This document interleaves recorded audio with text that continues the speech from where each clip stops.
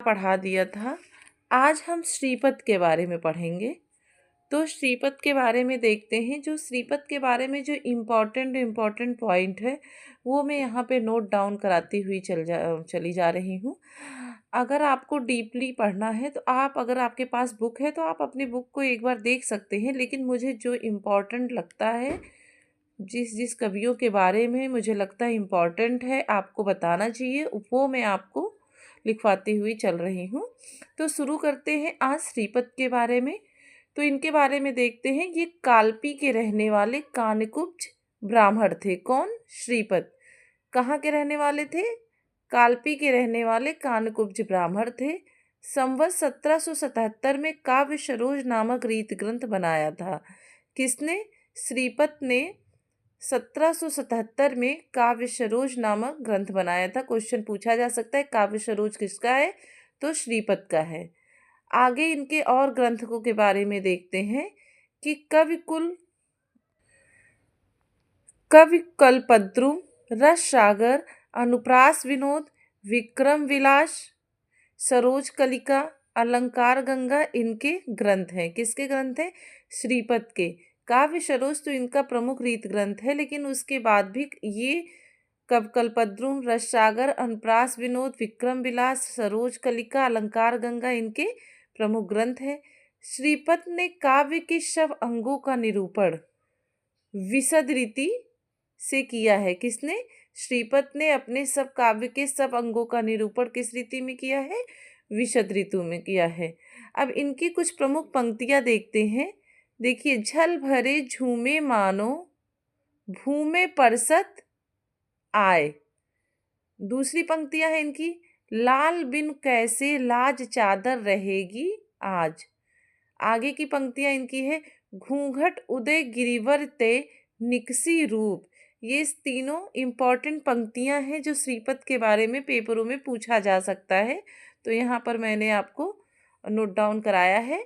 आप अपनी कॉपी में नोट डाउन करते हुए चलिए। अगर आपको कुछ नहीं समझ में आ रहा है तो आप कमेंट बॉक्स में कमेंट करके पूछ सकते हैं। आगे देखते हैं कृष्ण कवि के बारे में। ये रीत काल के कवि हैं कृष्ण कवि। ये कौन थे? ये माथुर चौबे थे तथा बिहारी के पुत्र थे। इनकी प्रमुख पंक्तियां हैं, शीस मुकुट कटिकाछिनी कर मुरली उर्माल, और दूसरी है, यही बानिक मो मन मत सदा बसो बिहारी लाल। इनके बस थोड़े से इम्पॉर्टेंट जो लाइनें हैं मुझे लगा वही मैं आपको दे रही हूँ। ये दो पंक्तियां इनकी इम्पॉर्टेंट है और ये माथुर चौबे थे तथा बिहारी के पुत्र थे। आगे पुहकर कवि के बारे में देखते हैं। पुहकर कवि के बारे में हमें इतना याद रखना जरूरी है कि रत्न रत्न ग्रंथ जो है वो पुहकर कवि का है। देखिए, ये एक रीतकालीन कवि गंजन, इनके बारे में इनकी दो जो प्रसिद्ध ग्रंथ हैं वो बहुत इम्पॉर्टेंट हैं जो मैं यहाँ पे लिखवाई हूँ। एक है कमरुद्दीन खां उल्लास नामक श्रृंगार रस ग्रंथ प्रसिद्ध है। किसकी? गंजन की कमरुद्दीन खां उल्लास नामक श्रृंगार रस ग्रंथ प्रसिद्ध है। आगे देखते हैं दास, भिखारी दास के बारे में। इम्पॉर्टेंट है ये कवि, बहुत ही इम्पॉर्टेंट है। कालीन जो ग्रंथकार कवियों में भिखारी दास बहुत इम्पॉर्टेंट है। तो इनके बारे में जो जो इम्पॉर्टेंट टॉपिक मुझे लगा वो यहाँ पे मैं नोट डाउन की हूँ। देखते हैं भिखारी दास कहाँ के रहने वाले थे। ये प्रतापगढ़ अवध के पास ट्योंगा गांव के रहने वाले श्रीवास्तव कायस्थ थे। कौन? भिखारी दास कहाँ के रहने वाले थे? प्रतापगढ़ के पास ट्योंगा गांव के रहने वाले श्रीवास्तव कायस्थ थे। इनके पिता का नाम कृपाल दास था। इनके पुत्र थे अवधेश लाल और पौत्र जो थे वो गौरी शंकर थे। इनके प्रसिद्ध ग्रंथ हैं। देखिए, भिखारी दास के जो प्रसिद्ध ग्रंथ हैं उसमें देखते हैं। सबसे पहले क्या है? रस सारांश, जो संवत 1799 में लिखा गया। दूसरा है छंद्राड़व पिंगल, ये संवत 1799 में ये भी लिखा गया। रस सारांश और छंद्राड़व पिंगल ये दोनों ही संवत 1799 में लिखे हुए इनके ग्रंथ हैं। आगे है काव्य निर्णय। काव्य निर्णय संवत 1803 में लिखा गया। श्रृंगार निर्णय 1807 में। नाम प्रकाश को संवत 1795 में। विष्णु पुराण भाषा दोहे चौपाई में है। अब जैसे क्वेश्चन पूछा जा सकता है कि दोहे चौपाई में इनके कौन से ग्रंथ लिखे गए हैं, तो विष्णु पुराण भाषा दोहे चौपाई में लिखे गए हैं। आगे इनके हैं ग्रंथ छंद प्रकाश, शतरंज शतिका, अमर प्रकाश। ये तीनों ग्रंथ जो हैं वो संस्कृत अमरकोश भाषा पद में है। अब ये बहुत इंपॉर्टेंट है, देखिए छंद प्रकाश, शतरंज शतिका, अमर प्रकाश, ये तीनों किस में है? संस्कृत अमरकोश भाषा में। और विष्णु पुराण भाषा दोहे चौपाई में लिखे हुए हैं। बाकी ये इनके इम्पॉर्टेंट ग्रंथ हैं और इनके संवत किस में इनकी रचना हुई है इन ग्रंथों की, वो भी यहाँ पे मैंने नोट डाउन कराया है। तो आई होप आपको वीडियो अच्छा लग रहा है। अगर वीडियो अच्छा लग रहा हो तो प्लीज़ चैनल को लाइक शेयर सब्सक्राइब जरूर कर दीजिएगा। आगे है भूपति कवि राजगुरुदत्त सिंह, जिसको कहा गया है। तो ये कौन थे? ये अमेठी के राजा थे और इनके जो प्रमुख ग्रंथ हैं कंठाभूषण और रस रत्नाकर, इनके प्रमुख ग्रंथ हैं। इनके लिए ये दोनों ग्रंथ ही आप तैयार करते हुए चलिएगा कि रस रत्नाकर और कंठाभूषण इनके प्रमुख ग्रंथ हैं किसके? राजा गुरुदत्त सिंह के। आगे हैं तोषनिधि कवि। तोषनिधि कवि ये प्रसिद्ध कब हुए? ये श्रृंगवेश्वर सिंगनौर जिला इलाहाबाद के रहने वाले थे। ये कहाँ के रहने वाले थे? श्रृंगवेश्वर सिंगनौर जिला इलाहाबाद के रहने वाले थे। ये चतुर्भुज शुक्ल के पुत्र थे। इनके पिता का क्या नाम था? तोषनिधि के पिता का नाम चतुर्भुज शुक्ल था। संवत 1799 में सुधा नीति नामक एक ग्रंथ रसभेद और भावभेद को बनाया। देखिए इनके ये ग्रंथ काफ़ी बार पेपर में पूछे जाते हैं कि सुधा निधि किसकी है, तो सुधा निधि ग्रंथ तोषनिधि की है जो रसभेद और भावभेद में बनाया गया है। आगे विनय शतक और नखशिख, ये दो पुस्तकें और भी इन्होंने लिखी हैं। कौन कौन सी? विनय शतक और नखशिख, ये दो पुस्तकें सुधा निधि के अलावा तोषनिधि ने और लिखी हैं। आगे देखते हैं दलपति राय और वंशीधर, ये रीतकालीन कवियों में इनका भी ये ग्रंथों के बारे में काफ़ी बार पूछा जाता है। तो देखते हैं दलपत राय महाजन और वंशीधर क्या थे? ब्राह्मण थे। दोनों क्या थे? ब्राह्मण थे। ये अहमदाबाद गुजरात के रहने वाले थे। इन्होंने 1792 में उदयपुर महाराणा जगत सिंह के नाम पर अलंकार रत्नाकर नामक ग्रंथ बनाया था।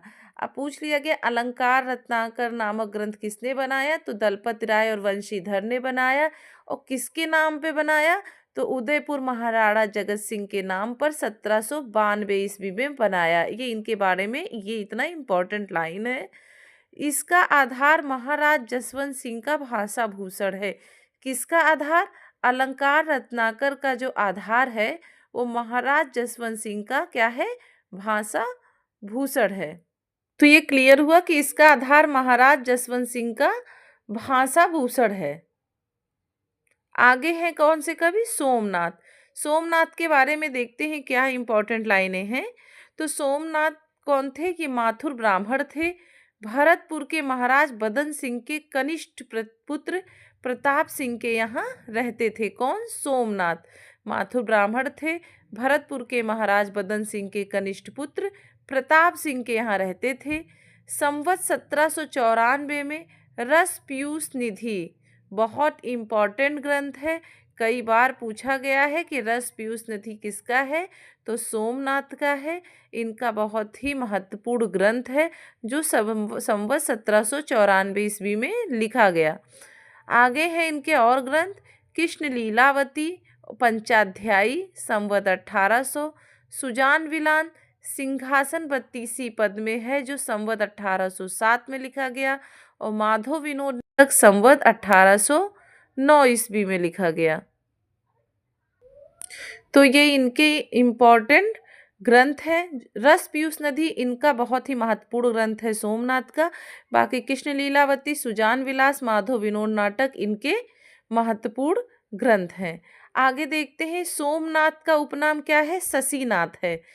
इनके ग्रंथ रस पीयूष नदी में पिंगल, काव्यलक्षण, प्रयोजन, भेद, शब्द शक्ति, ध्वनि, भाव, रस, रीत, गुण, दोष सभी विषयों का निरूपण है। अब पूछ लिया गया कि कभी पूछ लिया गया क्वेश्चन उठा के कि पिंगल का विलक्षण प्रयोजन सोमनाथ के किस ग्रंथ का विषय का निरूपण है, तो रस पीयूष नदी में। रस पीयूष नदी में इन्होंने पिंगल का विलक्षण प्रयोजन, भेद, शब्द शक्ति, ध्वनि, भाव, रस, रीत, गुण, दोष सभी विषयों का इन्होंने निरूपण किया है। तो ये सोमनाथ के बारे में बहुत इंपॉर्टेंट लाइन है। आई होप वीडियो आपको अच्छा लग रहा हो। अगर वीडियो अच्छा लग रहा है तो प्लीज़ इस क्वेश्चन को आप नोट डाउन करते हुए चलिए, बहुत ही इम्पॉर्टेंट क्वेश्चन है इनके बारे में। आगे है रसलीन कवि। देखिए ये जो मैं पढ़ा रही हूँ ये आपके टीजीटी, पीजीटी, नेट, जीआरएफ सभी के लिए बहुत ही इम्पॉर्टेंट आचार्य रामचंद्र शुक्ल का जो हिंदी साहित्य का इतिहास है अपने आप में ही बहुत महत्वपूर्ण टॉपिक है। तो इसको आप नोट डाउन करते हुए ज़रूर चलिए। क्वेश्चन हर पेपर में आपके ज़रूर से ज़रूर पूछे जा सकते हैं। तो देखते हैं रसलीन के बारे में। तो रसलीन का नाम क्या था? सैयद गुलाम नबी था। अब पूछ लिया गया पेपर में सैयद गुलाम नबी किसका नाम था, तो रसलीन का नाम था। ये प्रसिद्ध विलग्राम, जिला हरदोई, विलग्राम कहाँ है? जिला हरदोई के रहने वाले थे। इनकी प्रसिद्ध पुस्तक अंग दर्पण है। अंग दर्पण इम्पॉर्टेंट पुस्तक है जो पेपर में कई बार पूछे गए हैं। तो अंग दर्पण रसलीन का है। अब देखिए रस प्रबोध, ये भी इनके बहुत ही महत्वपूर्ण रचना है रसलीन का। इनका प्रसिद्ध ग्रंथ है जो दोहों में लिखे गए हैं और इसमें दोहे कितने हैं? 1155 दोहे हैं। तो रस प्रबोध भी इनका प्रसिद्ध ग्रंथ है जो दोहों में है और इसमें दोहे 1955 हैं। कितने हैं? 1955 हैं। इस दोहे में भाव, रस, नायिका भेद, षट ऋतु, 12 मासा आदि अनेक प्रसंग हैं। किसमें? रस प्रबोध रस पर आधारित एक ग्रंथ है। इस दोहों में भाव, रस, नायिका भेद, षट ऋतु, 12 मासा आदि अनेक प्रसंग है और इसमें 1955 दोहे हैं। अंग दर्पण ग्रंथ में अंगों का उपमा उत्प्रेक्षा से युक्त चमत्कारपूर्ण वर्णन है। किसमें चमत्कारपूर्ण वर्णन है? तो रसलीन के अंग दर्पण ग्रंथ में अंगों का उपमा उत्प्रेक्षा से युक्त चमत्कारपूर्ण वर्णन है। तो ये रसलीन के बहुत ही इंपॉर्टेंट ग्रंथ हैं, अंग दर्पण और रस प्रबोध। अंग दर्पण में अंगों का उपमा उत्प्रेक्षा रूप में वर्णन किया गया है और रस प्रबोध में भाव, रस, नायिका भेद आदि का वर्णन किया गया है। इसमें 1955 दोहे हैं। अब इनका एक बहुत ही इम्पॉर्टेंट पंक्तियां हैं जो पेपर में कई बार पूछे जाते हैं कि अमीय हला हल मद भरे, सीत श्याम रतनार, और जियत मरत झुक झुक परत, और जेहि चितवत एक बार। इनकी प्रसिद्ध पंक्तियां हैं। आगे कौन से कवि हैं देखते हैं। आगे हैं दूल्हा कवि। ये बहुत ही इम्पोर्टेंट कवि हैं। ये उदयनाथ कवींद्र के पुत्र थे। किसके पुत्र थे? उदयनाथ कवींद्र के पुत्र थे। इनका कविता काल 1800 से लेकर संवत 1835 तक चला। इनका ग्रंथ कवि कुल कंठाभरण बहुत प्रसिद्ध है। किसका प्रसिद्ध है? इनका ग्रंथ कविकुल कंठाभरण बहुत ही इम्पॉर्टेंट रचना है। तो कविकुल कंठाभरण कई बार पेपर में पूछे गए हैं। तो किसकी रचना है? दूल्हा की रचना है। अलंकार का एक प्रसिद्ध ग्रंथ है। क्या? कविकुल कंठाभरण कैसा ग्रंथ है? अलंकार का एक प्रसिद्ध ग्रंथ है और इसमें पद कितने हैं? 85 पद हैं। किसमें? कविकुल कंठाभरण में 85 पद हैं। कविकुल कंठाभरण दूल्हा की प्रसिद्ध रचना है, अलंकार प्रधान है। अब इसकी एक पंक्तियां देखते हैं कविकुल कंठाभरण की कि जो या कंठाभरण को कंठ करे चितलाए, और सभा मध्य शोभा सहलहे, अलंकृति ठहराए। तो इनकी बहुत ही इम्पॉर्टेंट पंक्तियां हैं। किसकी? दूल्हा कवि की। ये पंक्तियां भी आप नोट डाउन करते हुए चलिए, इम्पॉर्टेंट पंक्तियां हैं, पेपर में कई बार आए हुए हैं। देखते हैं रीत काल के कुछ और कवियों के बारे में। है कुमार मणिभट्ट। कुमार मणिभट्ट के बारे में हमें बस इतना ध्यान जानना जरूरी है कि रसिक रसाल इनका प्रसिद्ध रीत ग्रंथ है। किसका? रसिक रसाल किसका है? कुमार मणिभट्ट का प्रसिद्ध रीत ग्रंथ है। इन्होंने अपने को हरिवल्लभ का पुत्र कहा है। किसने हरिवल्लभ का पुत्र कहा है? कुमार मणिभट्ट ने। आगे है शंभुनाथ मिश्र। शंभुनाथ मिश्र के बारे में जानते हैं। इनकी इंपॉर्टेंट ग्रंथों के बारे में देखते हैं कि रस कल्लोल, रस तरंगड़ी और अलंकार दीप नामक ये 3 रीत ग्रंथ हैं। किसके? शंभुनाथ के। ये 3 इम्पॉर्टेंट ग्रंथ हैं। रस कल्लोल, रस तरंगड़ी और अलंकार दीप, ये 3 रीत ग्रंथ हैं शंभुनाथ मिश्र के। ये असोधर जिला फतेहपुर के राजा भगवंत राय खींची के यहाँ रहते थे। किसके यहाँ रहते थे? भगवंत राय खींची के यहाँ रहते थे। असोधर जिला फतेहपुर के वो राजा थे। आगे देखते हैं आगे देखते हैं शिव सहाय दास। शिव सहाय दास के इम्पोर्टेंट जो ग्रंथ है, महत्वपूर्ण ग्रंथ, वो शिव चौपाई और लोकोक्ति रस कौमुदी, ये 2 ग्रंथ शिव सहाय दास के हैं। आगे जो कवि हैं वो महाराज राम सिंह के बारे में देखते हैं। इम्पॉर्टेंट कवि हैं रीतकाल के, इनके बारे में काफ़ी क्वेश्चन पूछा गया है पेपर में। तो देखते हैं इनके बारे में। ये नवलगढ़ के राजा थे। कौन? महाराज राम सिंह। इन्होंने रस और अलंकार पर 3 ग्रंथ लिखे हैं। अलंकार दर्पण, रस विलास संवत 1839 में, रस विनोद 1860 में, और अलंकार दर्पण जो है वो दोहों में लिखी गई है। अब देखिए महाराज राम सिंह का अलंकार दर्पण, रस विलास और रस विनोद, ये 3 ग्रंथ इन्होंने लिखे हैं। अलंकार दर्पण रस विलास 1839 संवत में और रस विनोद 1860 में। मैं यहाँ संवत में लिखाती हुई चल रही हूँ कि जिससे आपको दोनों याद हो जाए, इनकी रचना और रचना काल का समय दोनों याद हो जाए। अब जो अलंकार दर्पण है वो दोहों में लिखी गई है। आगे एक पंक्तियां इनकी देखते हैं। सोहत सुंदर श्याम सिर, मुकुट मनोहर जोर, और मनोनील मणिशैल पर नाचत राजत मोर। इनकी प्रमुख पंक्तियां हैं किसकी? महाराज राम सिंह की। तो आप वीडियो को देखते रहिए और क्वेश्चन को नोट डाउन करते हुए चलिए, और कोई भी डाउट हो तो आप कमेंट बॉक्स में कमेंट करके पूछ सकते हैं। देखिए अब वेनी प्रवीण के बारे में देखते हैं। वैसे तो ये कौन थे? लखनऊ के वाजपेयी थे और लखनऊ के बादशाह गाजी उद्दीन हैदर के दीवान राजा दाय कृष्ण कायस्थ के पुत्र और नवल कृष्ण उर्फ लल्लन जी के आश्रय में रहते थे। ये तो इनके बारे में मत है, लेकिन मुझे इतना इम्पोर्टेंट नहीं लगा। मुझे जो इम्पोर्टेंट लगा वो मैं यहाँ पे नोट डाउन करते हुए चल रही हूँ। इनके बारे में बस आप इतना जानिए कि 1874 में नवरस तरंग नामक ग्रंथ लिखा। किसने? नवरस तरंग। ये पेपर में काफ़ी बार पूछे गए हैं कि नवरस तरंग नामक ग्रंथ किसका है? तो वेनी प्रवीण का है। और नवरस तरंग से पहले इन्होंने श्रृंगार भूषण नामक ग्रंथ लिखा। महाराजा नाना राव के नाम पर इन्होंने नाना राव प्रकाश नामक ग्रंथ लिखा। अलंकार का एक बड़ा ग्रंथ कविप्रिया के ढंग पर लिखा। अब पूछ लिया गया आपसे क्वेश्चन कि कविप्रिया के ढंग पर कौन सा ग्रंथ अलंकार का एक बड़ा ग्रंथ लिखा गया? तो नाना राव प्रकाश लिखा गया। किसके ढंग पर? कविप्रिया के ढंग पर। और किसने लिखा? वेनी प्रवीण ने लिखा। तो वेनी प्रवीण का नौ रस तरंग, ये तो इम्पॉर्टेंट है ही।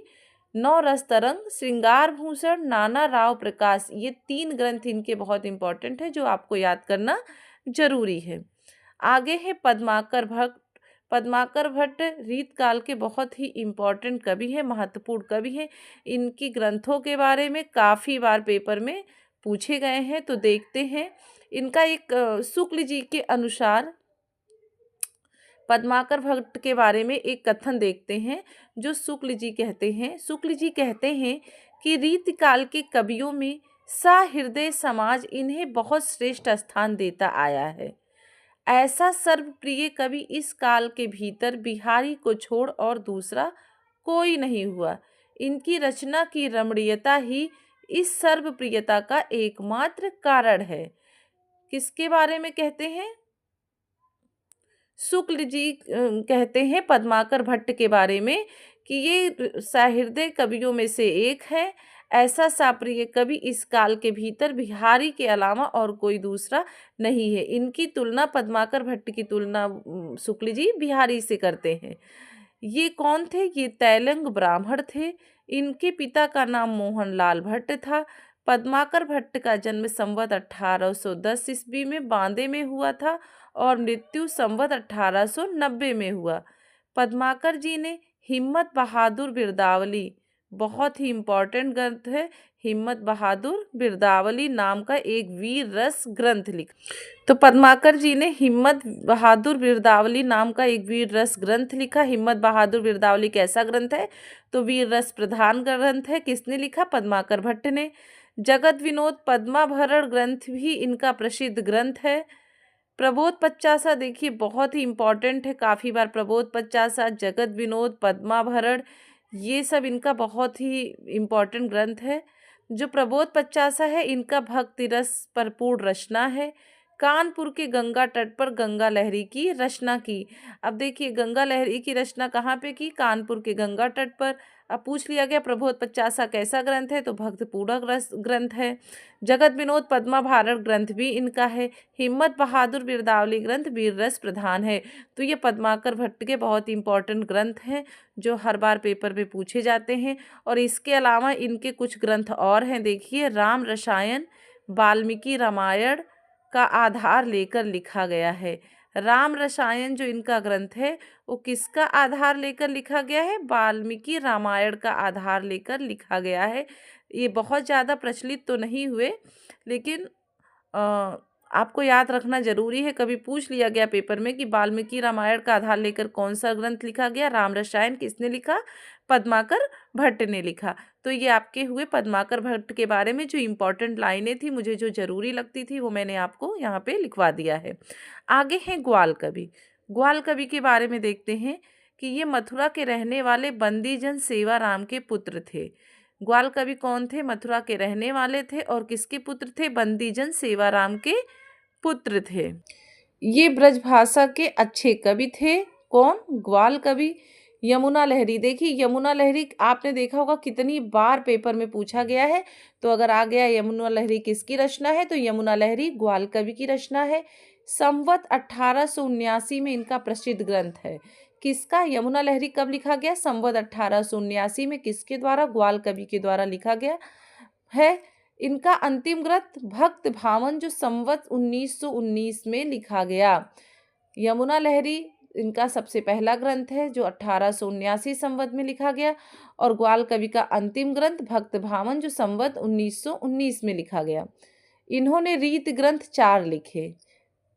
ग्वाल कवि ने 4 रीत ग्रंथों की रचना की है। सबसे पहले रसिकानंद जो अलंकार संबंधी ग्रंथ है। दूसरा है रसरंग जो संवत 1904 में इन्होंने लिखा। तीसरा है कृष्णजू को नक्सिक जो संवत 1884, और चौथा है दूसर दर्पण जो संवत 1891 में लिखा गया। तो ग्वाल कवि के 4 रीत ग्रंथ हैं जो रसिकानंद, रसरंग, कृष्णजू को नक्सिक और दूसर दर्पण, इनके 4 प्रमुख रीत ग्रंथ हैं, जिसमें रसिकानंद अलंकार संबंधी ग्रंथ है। इसके अतिरिक्त 2 और ग्रंथ इन्होंने लिखे हैं। हमीरहट जो संवत 1881 में लिखा गया, और गोपी पच्चीसी, ये सब इनके ग्रंथ हैं। राधा माधव मिलन और राधा अष्टक, कवि हृदय विनोद, ये सारे ग्रंथ ग्वाल कवि के हैं। तो अब देखिए ग्वाल कवि के कितने ग्रंथ हो गए? यमुना लहरी हो गया, भक्त भावन हो गया जो इनका अंतिम ग्रंथ था, और रसिकानंद, रसरंग, कृष्णजू को नक्सिक, दूसर दर्पण, हमीरहट, गोपी पच्चीसी, राधा माधव मिलन और राधा अष्टक, काव्य हृदय विनोद, ये सारे ग्रंथ किसके हैं? ग्वाल कवि के हैं, जो बहुत ही इम्पॉर्टेंट है। इसमें से यमुना लहरी तो मोस्ट इम्पॉर्टेंट है, जो पूछे ही जाते हैं। इनका पहला ग्रंथ 1879 और इनका अंतिम ग्रंथ भक्त भावन, ये आपको जरूर याद रखना जरूरी है। आगे है प्रताप शाही के बारे में जानते हैं। तो प्रताप शाही कौन थे? ये रत्नसेन बंदीजन के पुत्र थे। ये चरखारी बुंदेलखंड के महाराज विक्रम शाही के यहाँ रहते थे। प्रताप शाही, विक्रम शाही, इसी से आप कंपेयर कर सकते हैं कि ये महाराज विक्रम शाही के यहाँ रहते थे। इन्होंने संवत 1882 में व्यंग्यार्थ कौमुदी, बहुत ही इम्पॉर्टेंट रचना है व्यंग्यार्थ कौमुदी, काफ़ी बार पेपर में पूछा गया है। तो इन्होंने संवत 1882 में व्यंग्यार्थ कौमुदी और संवत 1866 में काव्य विलास की रचना की। अब व्यंग्यार्थ कौमुदी और काव्य विलास किसकी है? तो प्रताप शाही की रचना है। व्यंग्यार्थ कौमुदी लक्षणा और व्यंजना के उदाहरणों की एक अलग पुस्तक है। व्यंग्यार्थ कौमुदी किसमें लिखी गई? लक्षणा और व्यंजना के उदाहरणों पर लिखी हुई एक अलग पुस्तक है। ये सब व्यंजना और ध्वनि के उदाहरण है, किसमें मिलते हैं? व्यंग्यार्थ कौमुदी में मिलते हैं। इसमें कवित्त दोहे सवैये मिलाकर 130 पद हैं। व्यंग्यार्थ कौमुदी में कितने पद हैं? 130 पद है।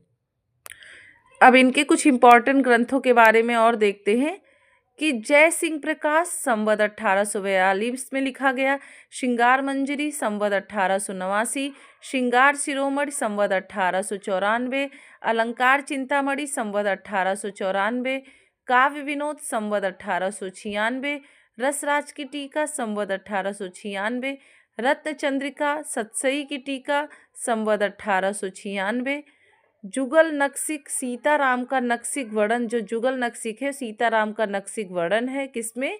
जुगल नक्सिक में किसका वर्णन है? सीताराम का नक्सिक वर्णन है। और बलभद्र नक्सिक की टीका इनका प्रसिद्ध ग्रंथ है।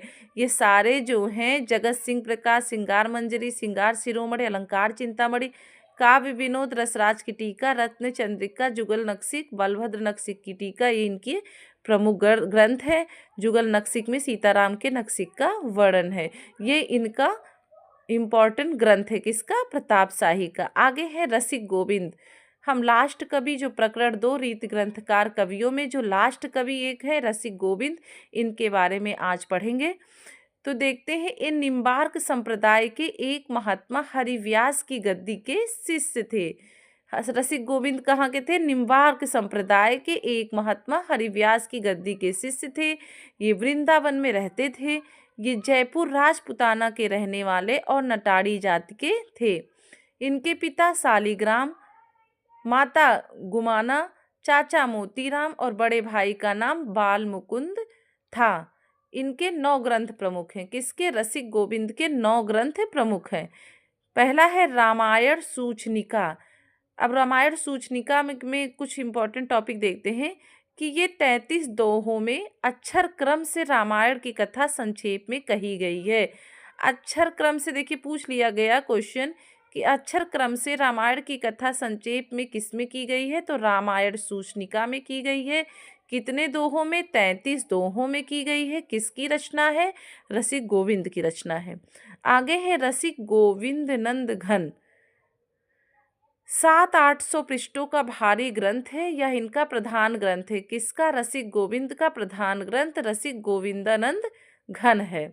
आगे देखते हैं, ये 4 प्रबंधों में विभक्त है। कौन? रसिक गोविंदानंद घन कितने प्रबंधों में विभक्त है? तो 4 प्रबंधों में विभक्त है। इनकी तीसरी रचनाएं हैं लक्ष्मण चंद्रिका। रसिक गोविंद नंद घन में आए लक्षणों का संक्षिप्त संग्रह किया गया है। किसमें? लक्ष्मण चंद्रिका में। चौथा ग्रंथ है अष्टदेश भाषा। 5वां ग्रंथ है इनका पिंगल।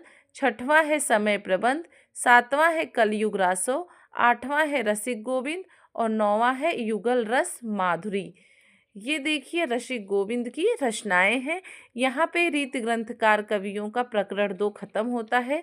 कल हम रीत काल के कुछ अन्य कवि प्रकरण 3 के बारे में देखेंगे। तो अगर आपको वीडियो पसंद आ रहा है तो प्लीज़ चैनल को लाइक, शेयर, सब्सक्राइब जरूर कर दीजिएगा। तब तक के लिए नमस्कार, धन्यवाद।